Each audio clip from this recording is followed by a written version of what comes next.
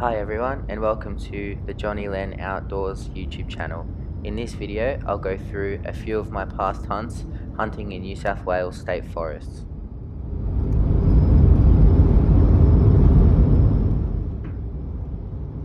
Starting off with the first hunt in this video, which was actually my first hunt I've ever done in a state forest. We got down there, me and my dad, we set up camp and we just started walking around.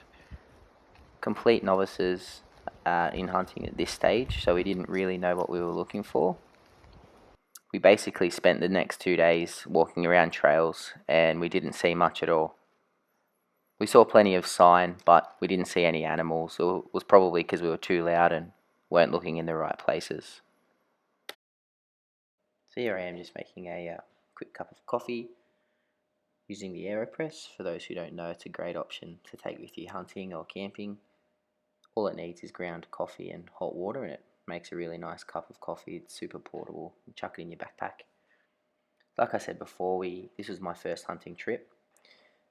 We spent the next day or two just walking up and down the logging road trails. We didn't see any animals, but we did see a fair bit of sign and droppings and tracks on the trail. So I would be very keen to head back to this same forest now that I know a little bit more about where to look.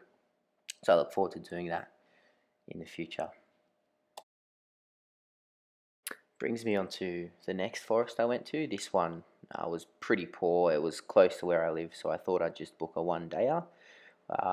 Went there with my dad again. We went there and we just didn't see anything.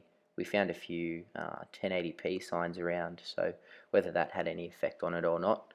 It was also not long after one of the big bushfires in south coast New South Wales, so whether that had an effect on it as well, I'm not too sure, but we just didn't see any sign or anything.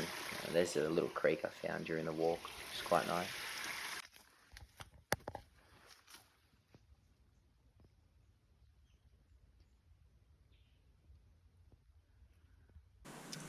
So in between that second forest I went to and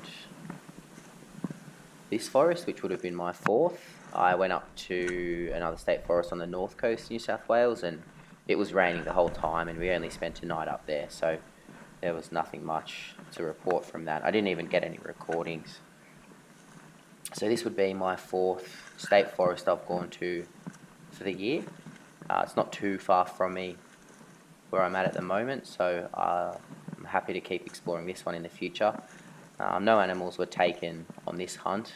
I didn't see any, but like the first state forest I went to, there was plenty of sign around and the terrain looked pretty promising. Nice and wide in some spots and quite thick in others.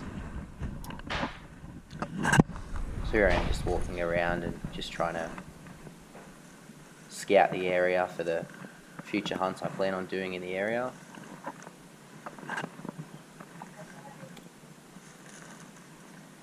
I guess it just goes to show that when people are coming into New South Wales State Forest to hunt, everyone can have a different experience. Some might be lucky enough to take an animal on the first time they come into a state forest, and some like myself haven't been so lucky. This being my fourth trip into a state forest, that it was starting to test my patience a little bit, just thinking if it was even possible in my local area, or not local, it's still a few hours away, but it's one of the closer forests to me, whether it was even possible to get the job done and take an animal in a state forest. But as you'll watch on in the video, I think patience does pay off if you just keep trying and trying to learn a little bit more each time you go out hunting, whether it be scouting out new areas or even writing some forests off. Like I previously mentioned in the video, there's 2 forests I've been to which I won't be going back to unless I hear information from other trusted people that they are producing again, but I've seen enough from when I've gone there to definitely write them off, which just things like plenty of 1080p signs around and just no sign, and the terrain didn't look too good at all, just way too thick.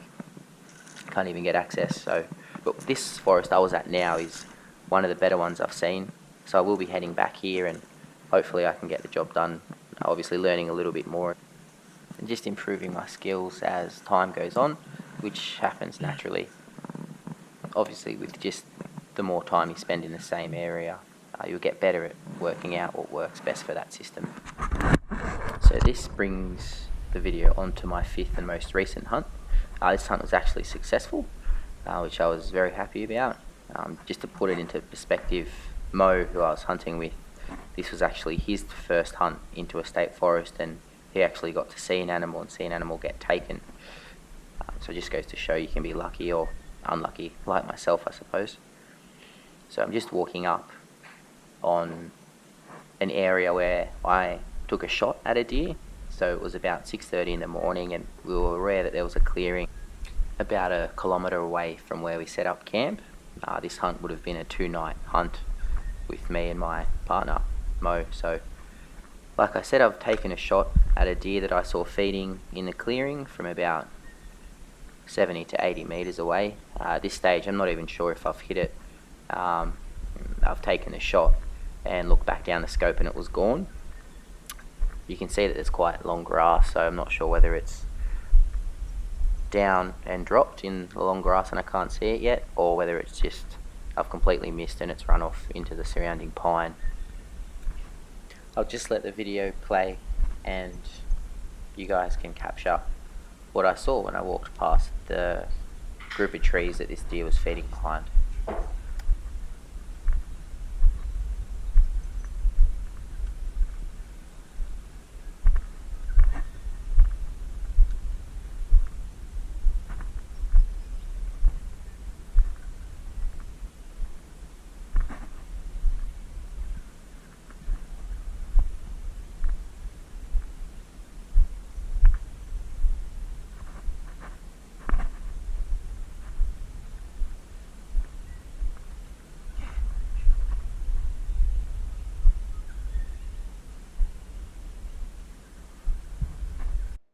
So there you have it, guys. That's the first animal I've ever taken in a state forest. It was a lovely young fallow spiker.